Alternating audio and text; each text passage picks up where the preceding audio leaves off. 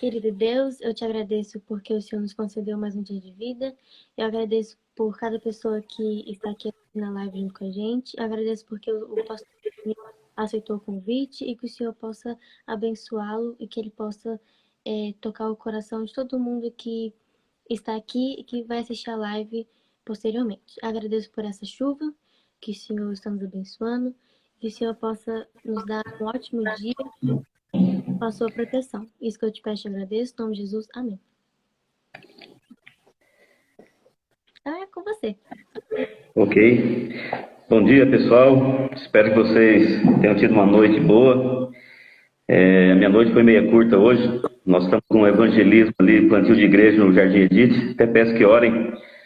E a gente está na correria. E agradeço pela oportunidade de estar com vocês aqui, começar um dia na presença de Deus. Vocês estão acompanhando o livro aí? Quase uma lição de escola sabatina, né?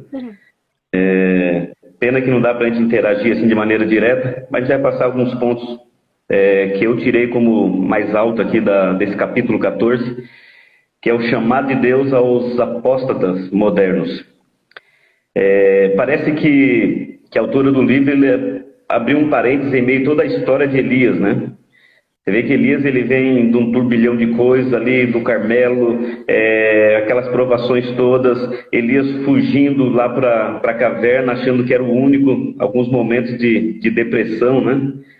Medo, e de repente parece que abre um parênteses, porque dentro desse capítulo ele vem chamando a nossa atenção para hoje. Como o próprio capítulo diz ali, o título, né? Os tempos modernos. Se você pegar a história de Elias ou pegar a história bíblica, você vai ver uma coisa muito interessante. A história desse mundo ela é cíclica. Ela sempre se repete. Desde a época de Adão, você vai vir até os dias de hoje. A lição dos adultos da semana passada falava um pouquinho sobre idolatria. Se você está acompanhando a Bíblia aí no Reavivados, está no livro de Jeremias, você vai encontrar claramente Jeremias chamando a atenção do povo, porque o povo estava envolvido com a idolatria. Então você vai ver que esse ciclo ele se repete porque Deus ele chama a atenção do povo, o povo volta e começa a história. O povo seguindo a Deus, de repente o povo se afasta de Deus. E Deus vai lá e fala, você vai para o cativeiro. Foi assim com o cativeiro egípcio, foi assim com o cativeiro babilônico. E o povo vai, aí o povo fala, opa, Senhor, nos socorre, nós estamos sofrendo. Deus vai lá e tira o povo. E começa novamente um outro ciclo. E o que eu posso dizer é que nós estamos vivendo o último ciclo da história. E o capítulo 14 do livro aqui, ele traz para nós exatamente, nós estamos cometendo os mesmos erros que o Israel passado cometeu. Estamos nos afastando de Deus e nos envolvendo com a idolatria. Os mesmos erros. Pode olhar. É uma coisa interessante porque Satanás, ele muda a forma de tentar, mas a tentação continua sendo as mesmas. Nós nos afastarmos daquilo que Deus nos colocou. E aqui o livro começa trazendo Elias. Elias, dentro daquela situação, ele se manteve fiel, ameaçado de morte por Jezabel. Mas tem um ponto da parte de Elias que me chama a atenção. Se você pegar na história de Elias, você vai ver que apenas Acabe e Jezabel chamam ele pelo nome. Os outros chamam ele como homem de Deus. Eu já vou começar a fazer uma pergunta para você pensar na tua vida. Como você é conhecido? No teu ciclo de amizade, no teu trabalho, na escola, na faculdade, né? Como as pessoas te conhecem? Por muito tempo no meu ensino médio antigo, segundo grau, eu era conhecido como crente. O único crente na sala de aula. De 40 e tantos, era o único. A pergunta é como você é conhecido? É interessante essa história de Elias. Elias ele é chamado como homem de Deus. Mesmo depois da morte de Acabe, vem o filho de Acabe, Acasias, que ele fica doente, ele manda o soldado chega e fala assim, homem de Deus. O rei está chamando você. Elias era conhecido como homem de Deus. Ou seja, Elias não cedeu à pressão do momento. E a pressão do momento era uma só, idolatria. E aí o livro ele discorre para nós de maneira bem clara, como disse, parece que a autora ela parou um pouquinho, abriu um parênteses e ela quer chamar a atenção para nós para um ponto. E desse ponto tem algo que ela destaca, que é a obediência à lei de Deus. Se você olhar toda a criação de Deus, todo o universo, ele é regido por leis. Você já parou para pensar por quê? Por que Deus instituiu leis? Se não existir leis, o mundo vira um caos. Por isso que o diabo quer que nós não sigamos a lei de Deus, porque ele quer que tudo isso vire um caos. E se você olhar ao redor, as pessoas que não seguem as leis de Deus, o mundo está virando uma bagunça. Pode ver que ninguém sabe mais o que quer, aquela coisa virou, ou seja, de perna para o ar. E aqui no livro nós vemos que claramente ela destaca, o autor que destaca claramente essa questão da obediência à lei de Deus. Deus institui lei, ela usa aqui até um exemplo de setas, né, que indica a direção que você deve seguir. Quarta-feira, ou ontem, terça-feira eu fui fazer uma consulta e a pessoa tinha mandado para mim a localização e eu coloquei nos aplicativos aí de mapa, né? E olhando e seguindo, de repente o negócio começou a ficar louco. Ele começou a mandar eu voltar e dizendo que estava chegando pertinho, mas marcava que tinha 7 quilômetros ainda. E aí você fica perdido, você fala, e agora? Para onde que eu vou? É mais ou menos isso. Deus ele institui leis, o povo tenta sair, o diabo começa a colocar que não precisa seguir lei. E isso vem desde o céu. Você pega aí na história ali, no livro de Ezequiel, na queda de Satanás, você vai ver que lá no céu o diabo ele tentou falar para os anjos o seguinte, olha, se eu for Deus, a campanha política, né? Se eu for Deus, se você me colocar no lugar de Deus, eu vou instituir as leis, você vai ser livre. E aí vem o argumento que ele usou no céu, o argumento que ele usou lá com Adão e Eva. Vocês serão igual a Deus, você vai tomar as suas decisões. E essa é a ideia que ele quer colocar nas nossas cabeças hoje. É isso que ele quer dizer. Se você não precisa seguir regra, você pode ser um Deus. Você pode fazer as suas escolhas. E esse capítulo traz claramente, quando fala da apostasia, está falando, nós estamos fugindo dos princípios de Deus. Eu sou a 4ª geração de adventista. Eu cresci praticamente dentro da igreja. Meu pai sempre foi ancião de igreja. E tem muitas coisas que nós seguimos antes, que hoje eu vejo que já se passaram. Costumes, ideias, ideologias que têm surgido e a igreja tem absorvido. E quando eu falo igreja, não é a organização em si, sou eu como pessoa. Certo? É nesse contexto de igreja que eu estou me referindo. Sou eu que estou absorvendo algumas ideias, algumas coisas polêmicas, e aí entra o fator, qual é o conhecimento da lei de Deus, ou da vontade de Deus na minha vida que eu tenho. Então já quero de antemão parabenizar a liderança e jovem da igreja, que tem despertado os jovens não só da cama, né, mas para acordarem, começando o dia na presença de Deus, estudando, dialogando, conversando, para saber qual é a vontade de Deus. E a vontade de Deus é uma só. Ele espera que nós sigamos a sua lei.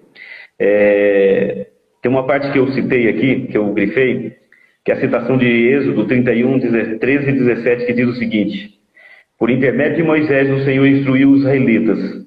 Diga aos israelitas que guardem os meus sábados. Isso será um sinal entre mim e vocês.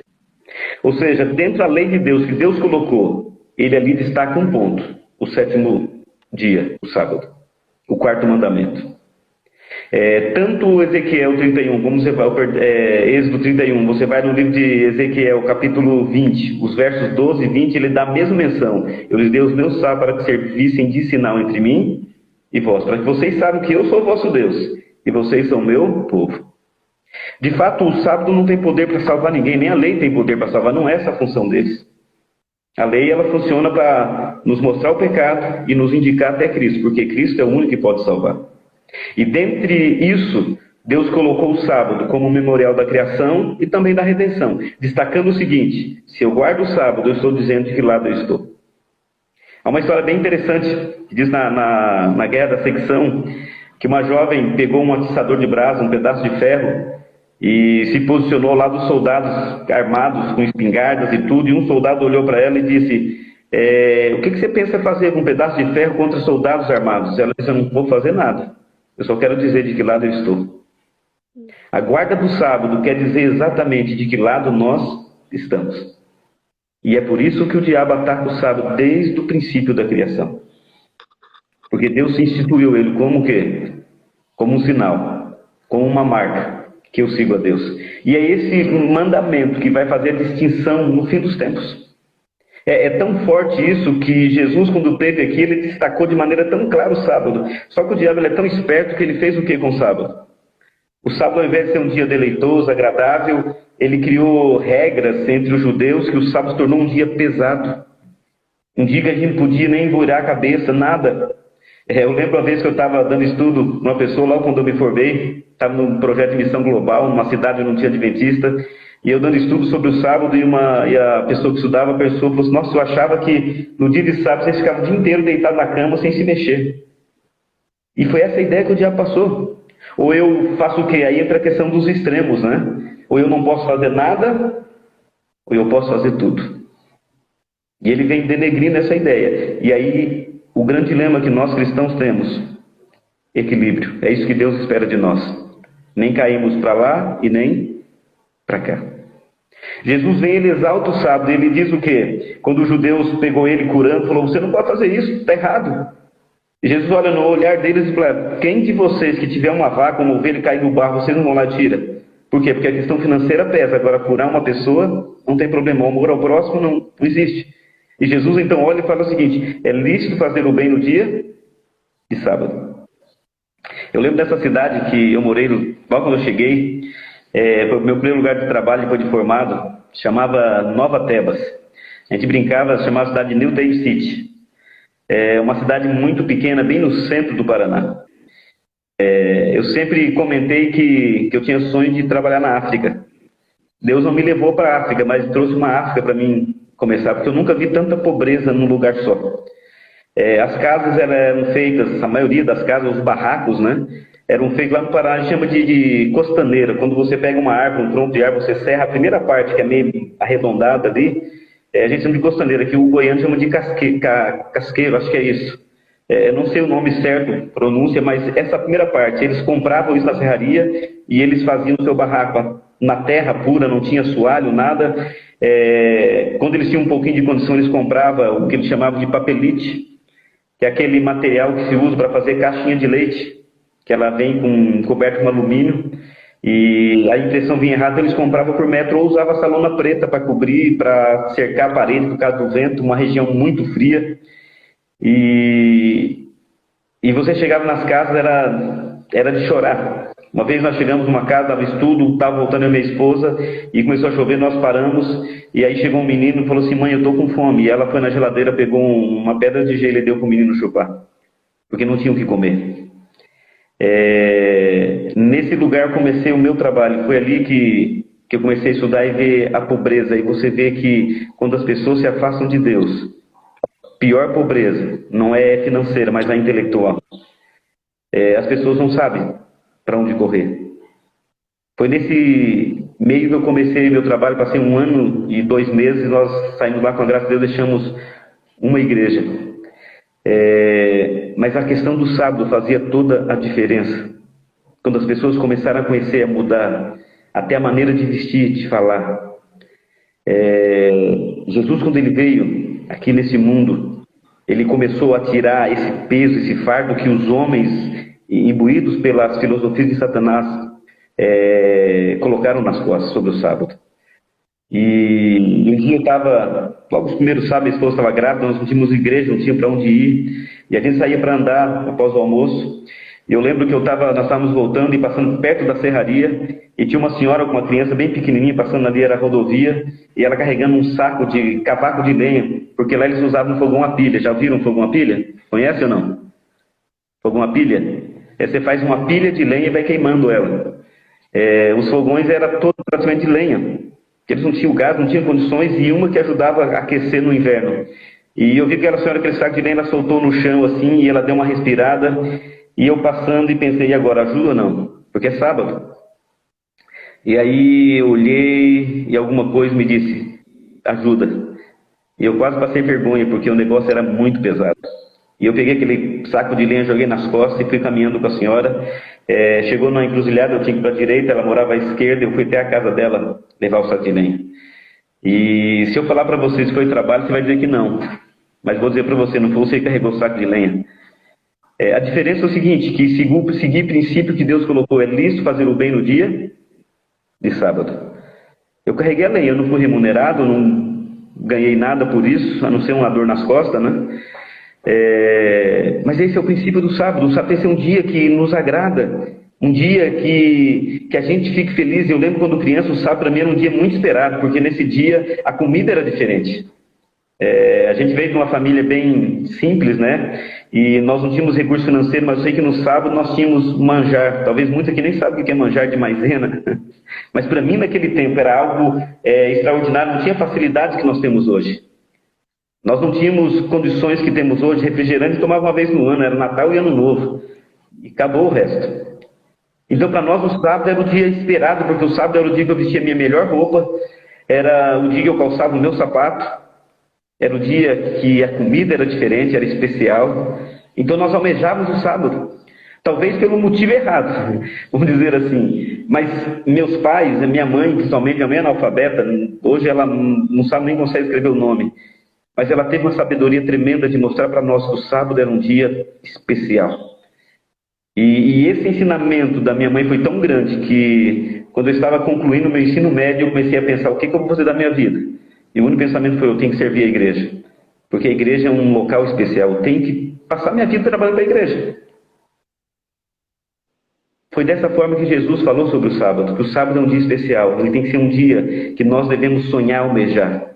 Hoje, o sábado é o dia que eu mais corro, mas é o dia que eu mais espero chegar. Porque ele é especial. E sabe por que eu corro no dia? Não é porque eu sou pastor, eu trabalho no dia de sábado, eu corro porque eu sou membro da igreja. E eu tenho o sábado como um dia que eu vou ter que deixar os meus afazeres para falar para as pessoas que esse Deus me ama e ama elas também. Então, para mim, o sábado ele se tornou especial desde pequeno.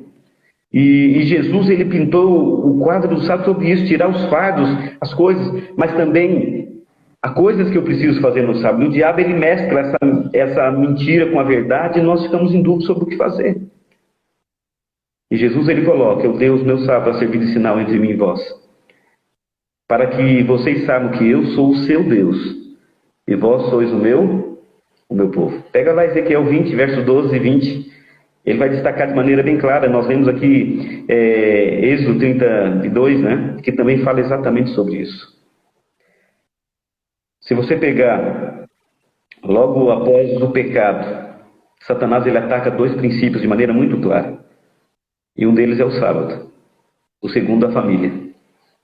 E até hoje ele vem batendo exatamente sobre esse princípio. Olha quantas ideias têm surgido sobre família, sobre casamento, sobre o jeito de ser, estilo de vida, coisa terrível. E nesse contexto, o diabo vem e diz o seguinte, não, você não precisa guardar o sábado. Ontem era 1 da manhã, eu estava resolvendo umas coisas aqui, eu recebi um vídeo. Que alguém aí, conhecido da igreja, ele colocou dizendo, não, eu resolvi fazer o meu sábado. E ele disse, eu tiro a segunda-feira para ser o meu sábado. Opa, peraí, mas qual é o dia que é o sábado? Satanás ele coloca na cabeça que você pode escolher o sábado. Não é o sétimo dia o importante. O importante é que você tire um dia para passar com Deus. Ou com certeza, você tirar um dia para passar com Deus é muito importante. Se você tem essa condição, maravilha. Só tem um detalhe. Você vai na Bíblia, a Bíblia diz que o sábado é o sétimo dia do Senhor. Gênesis, na criação, lá no capítulo 2, Deus diz claramente que Deus abençoou e santificou o dia de sábado, ou melhor, o sétimo dia. A palavra sábado ela entrou depois, né, que quer dizer descanso. Mas Deus abençoou o sétimo dia, então eu não posso escolher um dia para dizer, não, esse dia vai ser o meu sábado. Como eu disse, se você tem condições de pegar um outro dia para fazer, não, hoje dia eu vou tirar com Deus, maravilha. Mas o dia do Senhor, o sábado de Deus, é o sétimo dia. Isso está muito claro dentro da Bíblia. Não tem outra opção. Mas ele colocou. E muitas pessoas dizem, não sabe, não precisa. Hoje é o domingo, porque Jesus ressuscitou no domingo. Então esse dia tem que ser comemorado. Esse dia é o dia que eu vou tirar para Deus, mas ninguém tira. Se você pegar aqueles que dizem que guardam o domingo, o que eles fazem no domingo? Churrasco, limpam a casa, vão para o futebol, vão para as cachoeiras, para os clubes, mas Deus realmente não faz parte. E aí eu quero parar e perguntar para você, o que nós estamos fazendo no nosso sábado, 7º dia? O que estamos fazendo? Hoje o celular virou uma parte do nosso corpo, né? E se você pensar, você vai ver o seguinte, quanto tempo nós gastamos no celular, nas redes sociais, ali no dia de sábado? Então eu quero abrir um parênteses aqui, para não delongar muito nossa conversa. O que eu posso fazer no sábado e o que eu não posso? Se você for lá em Êxodo capítulo 20, dos versos 8 ao 11, onde traz o 4º mandamento, você vai ver que Deus é muito específico sobre isso. E ele diz o que? 6 dias trabalharás e fará toda a tua obra. Em 6 dias. Mas ele diz, mas o 7º dia é o sábado do Senhor, teu Deus, nele não fará nenhuma obra. Que obra? Que diz respeito a mim. Não tem lá 6 dias você vai fazer a tua obra. Você tem 6 dias para fazer a tua obra. O 7º dia você vai fazer a minha obra, Deus está dizendo. Então eu digo que eu tenho que esquecer as minhas tarefas. Deus me deu 6 dias para isso. É por isso que eu não limpo casa, é por isso que eu não vou assistir TV, eu não vou jogar futebol, porque tudo isso diz respeito a mim. É minha parte. Agora o 7º dia Deus diz, agora vocês vão fazer a minha obra. Esse é o dia de eu levar a mensagem para Deus, é o dia de eu estar com Deus, é o dia, aqueles que têm filhos casados, de mostrar para os filhos que o sábado é um dia especial, tirar um tempo. A gente tem a vida de pastor meio complicado, os filhos sempre cobram da gente, porque a gente está correndo de um lado para o outro, atendendo os outros e tem que buscar esse equilíbrio de atender a família nesse dia. Eu sempre procuro quando tem condições de fazê-lo, né? A gente aqui em casa gosta muito de acampar, para Rio está no sangue. E sempre quando a gente pode, a gente sai para fora para passar um tempinho com a família e aproveitar esse dia, porque é um dia especial. Deus criou ele assim. E aí é muito claro, aquilo que diz respeito a mim eu não devo fazer no sábado. Aí você fala assim, mas e comer? Comer é uma necessidade, mas se você quiser jejuar também não vai fazer mal. Se você ficar o sábado, todo sábado fazer jejum também vai ser uma bênção para a tua vida. Ou seja, vai ser um dia ainda melhor do que já é. Mas é muito claro, o que diz respeito a mim eu não devo fazer. Eu devo fazer a obra de Deus no dia de sábado. Por isso Jesus disse, é lícito fazer o bem no dia de sábado. Hoje, Deus está chamando os Elias. E quando eu falo Elias, não é para você ser um profeta, ou não só ser um profeta, ou alguém que vai levar a mensagem, mas alguém que tenha coragem de dizer o seguinte, se é para morrer, eu vou morrer, mas eu não vou transgredir os princípios de Deus. Eu vou continuar seguindo a lei de Deus. Eu vou continuar servindo a Deus. Eu destaquei um outro texto aqui que eu gostaria de ler com vocês, que diz o seguinte, é incrível como a lei de Deus é desrespeitada. O mundo hoje está em rebelião aberta contra Deus. As pessoas desprezam a Bíblia e odeiam a verdade. Jesus vê sua lei sendo desprezada, seu amor sendo rejeitado, seus mensageiros sendo tratados com indiferença. As pessoas não reconhecem as suas misericórdias, não dão atenção às suas advertências. O templo do coração humano está sendo profanado. Egoísmo, inveja, orgulho, malícia. Tudo isso encontra lugar ali. Eu fico pensando como é que Deus sente em relação ao nosso comportamento, à sua lei. Eu trabalho com desbravadores, nós temos a hierarquia, temos as regras. E quando alguém faz algo diferente do que diz ali, me dá uma agonia tremenda, um desespero, porque é muito simples.